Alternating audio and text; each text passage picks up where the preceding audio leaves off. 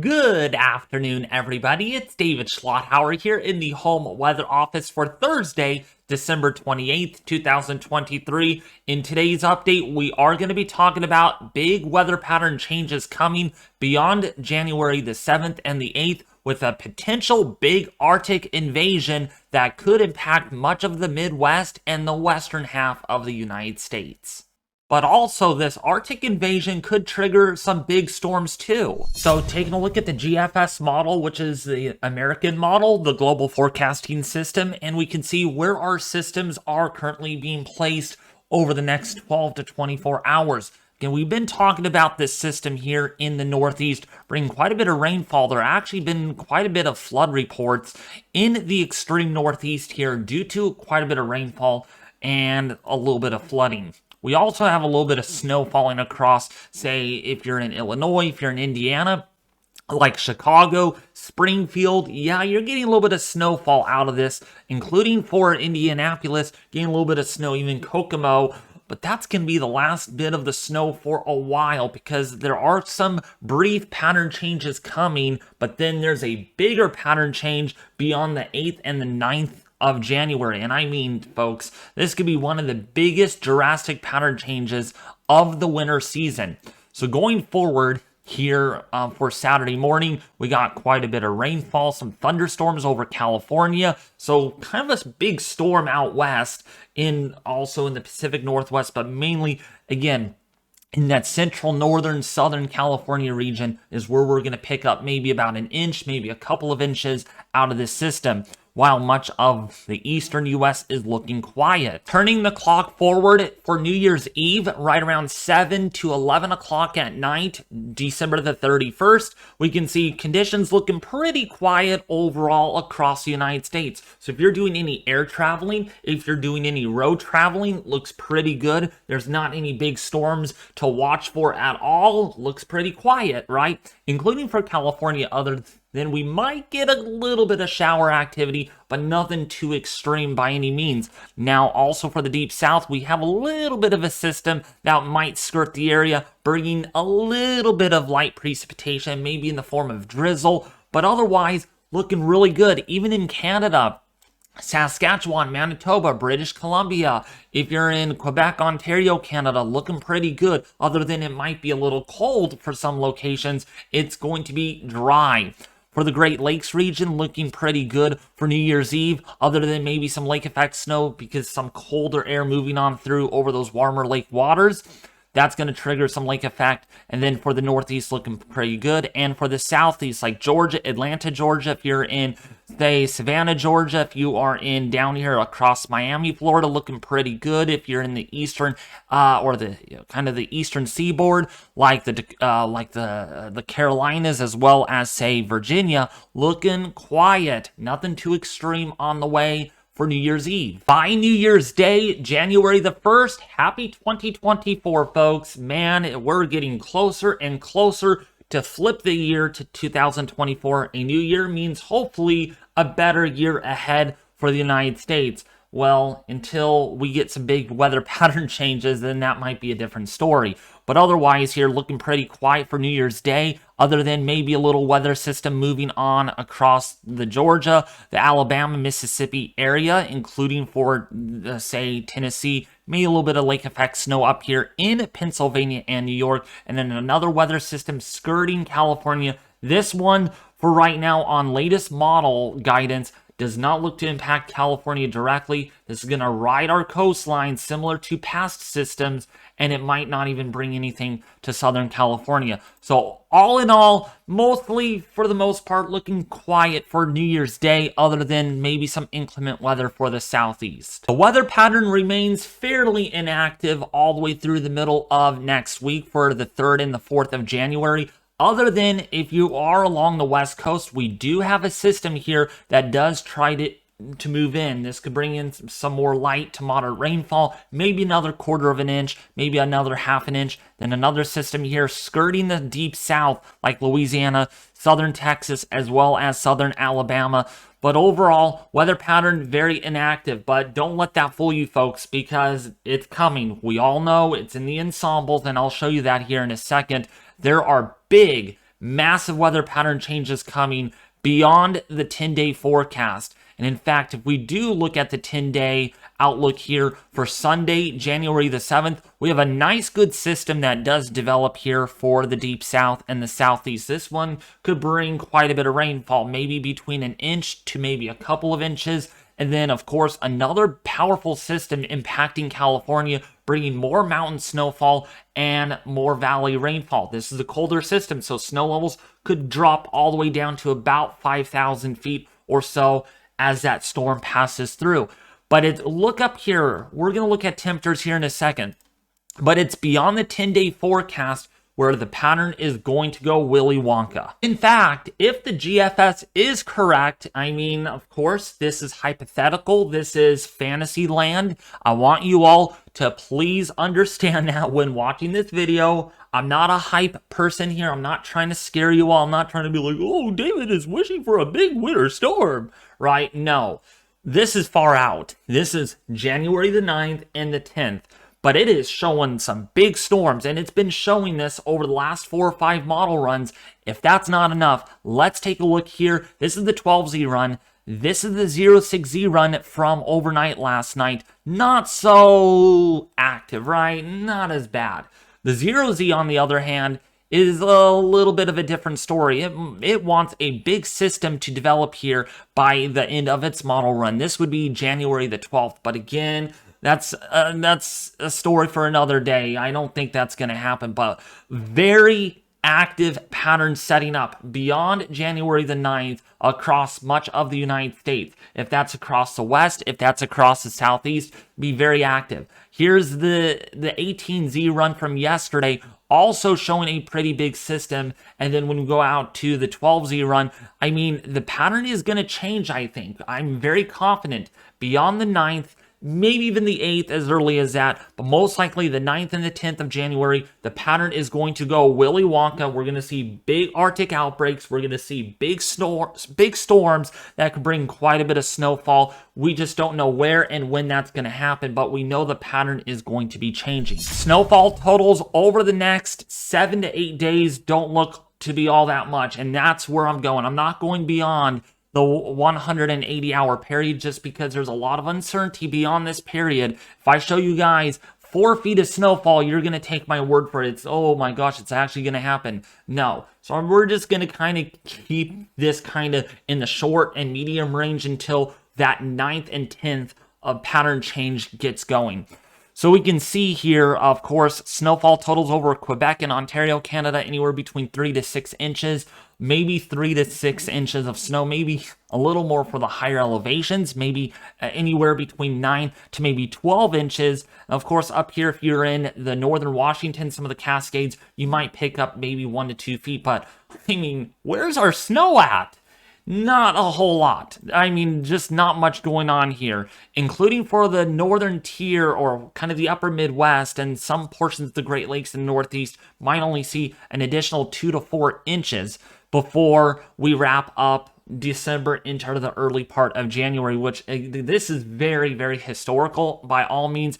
Not very much snow lately. Maybe we'll make that up by the early to middle part of January when that pattern change really gets going. We might, again, see a lot more snow events coming in, more nor'easters. Things could get really dangerous and wild beyond the 8th and the 9th, and the snow map will look a whole lot different. Rainfall totals through the next 7 to 10 days, or the next 7 to 8 days, I should say, not much either in terms of precipitation, below average across much of the eastern half here, anywhere between maybe 1/10 of an inch to maybe 1/4 to 1/2 an inch. The northeast gonna kind of take in a lot of the moisture here in the short term, but not much more after that coming in.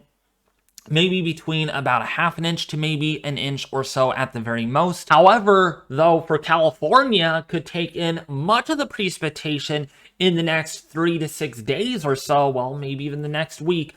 Might see anywhere between 1 to even 3 inches. That's good. That's good. I can't ask for any more than that. So good news for California, finally getting more of an El Nino-like pattern going in. And then maybe including for the extreme Pacific Northwest, I mean, you got to go up to the Olympic Mountains there. you might see as much as 3 to 5 inches of rainfall. Well, that's if it even happens. But really, long story short, really dry in this portion of the United States. Just not very active pattern in the medium range forecast. But again, mark the calendar beyond the 9th, maybe even in the 8th or so, we're going to see a big pattern change, and here is why. Actually, before we talk about that, let's talk about our temperatures, because, yeah, this pattern change could be very brutal, could be very, very concerning for a lot of locations, because, yeah, you haven't even seen negative temperatures yet, and you're about to get a taste of that by the end of this model run. So let's go forward in time here in the short range, seeing temperatures at night in the 30s and 20s, maybe some single digits in the highest elevations of the Rockies. All the cold air remaining north, not coming south yet, and we can see daytime highs for the second to last day of December. Pretty warm down here across Texas, some mid to upper 60s, low 70s. The colder air really limited to northern tier of the U.S., and then no negative temperatures yet. Might see something on New Year's Eve, I should say, and that's that colder patch that I was talking about that's going to be rolling on through. But this is nothing about with what might be on the doorstep, on the agenda, on the GFS. So we're just going to fast forward this again, same old, but look what's coming. Look at this colder air. It's piling up there, right? And then here it comes. Whoosh! It comes on down. By the 10th or the 11th, we do see a lot of single digits. We see maybe some temperatures as cold as negative 15 degrees below zero in the Dakotas. That's pretty worryful, right? And then it gets even colder. Look at this. Might even see some negative 30-degree temperatures up there in the Dakotas, but that's not it. Okay, if we look at our 0Z run from yesterday, I mean, yeah, this is very concerning. I mean, wow, really much colder air coming in because of that weak polar vortex. And in fact, when I show you the geopotential height here, it's going to show you the polar vortex is going to break away from the North Pole and it's going to surge southward, and it's going to do a lot to these temperatures, I'm telling you. And as you can see, there's been some pretty Willy Wonka runs here showing some very extremely cold temperatures, perhaps for much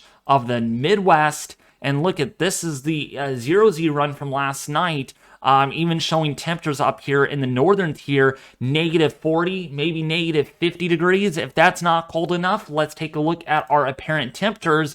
What about negative 60 degrees?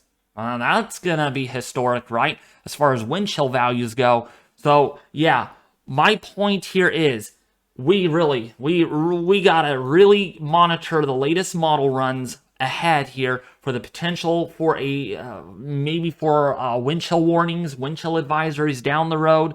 It's coming, folks. Just be patient. Just be patient. Winter is going to come in very quickly. All right. So looking at our temperature anomaly forecast, the red shading is above average temperatures, the blue shading is below average. And so when we go forward here over the next 8 to 10 days or so, it's going to remain above average. The warmth is going to be there. There's no Arctic outbreaks yet at this point in time, but it's after this when this pattern changes, okay? Now, this does not mean we're gonna see this the entire month of January, but what I'm telling you here is from the 10th, maybe through the 15th of January, we're gonna have some very cold Arctic air masses overhead. The Pacific Northwest, the Midwest, the western half of the U.S., including the northern plains, less confidence for that to spread eastward into the eastern seaboard and the Northeast. Sorry, folks. You're going to have a little bit of the extension of some warmer weather yet to come before maybe a pattern change happens by the middle to the end of January. But look at this. Lots of cold air, folks. This is going to be a headline that is going to be on the increase in days to come. Even the ensemble forecasting system is picking this up. This is from the GEFS, the Global Ensemble Forecasting System, even picking up this change really nicely. Look at all these below average anomalies are well painted across the central and western half of the United States. The eastern half not going to be seen in much in the way of colder temperatures, as the ensemble describes it here from the GEFS, and that's a little unfortunate. Winter might be delayed a little longer than what you might think, versus across much of the Midwest, it's going to come pretty soon here. Maybe another 10 to 15 days. This is going to be a whole different ballgame. So now looking at our height anomalies here, the red shading, above average heights, warmer temperatures. The below average heights are in the blue shading, and that indicates stormier weather, more unsettled, colder temperatures than they should be. And so when we forward this is from the global ensemble forecasting system, and we can see not much changes, but I want you all to focus in on this little guy up here over Hudson Bay. That's going to be the culprit behind this big Arctic air mass that is going to set up shop across much of the central and western United States. And we can see that here really retrograding. It does retrograde a little bit. Now it sets up shop over northern Canada, but that polar vortex really extends southward, as you all can see here. So wherever the below average heights are, you're going to likely see well below average temperatures, possibly some records out there could be set. Not record highs, but record lows is certainly a possibility. And I mean, there is strong confidence on this. I mean, this is not no fantasy land kind of thing here. It's been in the last 5 model runs indicating the same exact thing. But this run is especially really bullish. This is the most bullish outlook that I've seen at the 300 output, which is in the long range, which is really concerning when you think about it, because that means it's going to be very cold for a while. So we have to really watch this, because it's even being picked up on the Euro ensemble as well. Very similar. The Canadian ensemble even picking up that signal really well, except that it seems to kind of hug more of the central northern U.S. versus the western U.S., as we can see here, showing you those below average. So again, the big headline ahead here is the weather is inactive, but it's going to turn more active because we got this polar vortex coming in the southward from the higher latitudes, and that's going to set up a wintry-like weather pattern for much of the U.S. except for the Northeast. Very little confidence for below average anomaly temperatures for the Northeast. Now, with that being said, I do have a few announcements that I always want to share with you all before I do close out the video. The first announcement is, of course, if you guys are new to the channel and you really like the weather content that I do provide on an everyday basis, please consider subscribing if you're new, hitting the like button. So if you actually like these videos that I do release, hit that thumbs up button right now. Let's get this video out to over 400 to 500 likes. And also share this with your family and friends on social media to help the YouTube algorithm recognize this video. And also leave a comment in the section below, as more engagements do help this video get to a larger audience. And then, of course, you could also check out my Sacramento Weather Center webpage. There will be a link in the description below this video. This is clearly what it looks like. I'm actually looking at it right now, so be sure to check that out. And also be sure to check out my Twitter page as well. There will be a link in the description below this video. And lastly, I'm going to start doing Discord again. So if you all want to check out the Discord server, there will be a link in the description leading to my Discord server. But anyways, thank you all for watching, and I'll be back in the home weather office with another weather forecast tomorrow.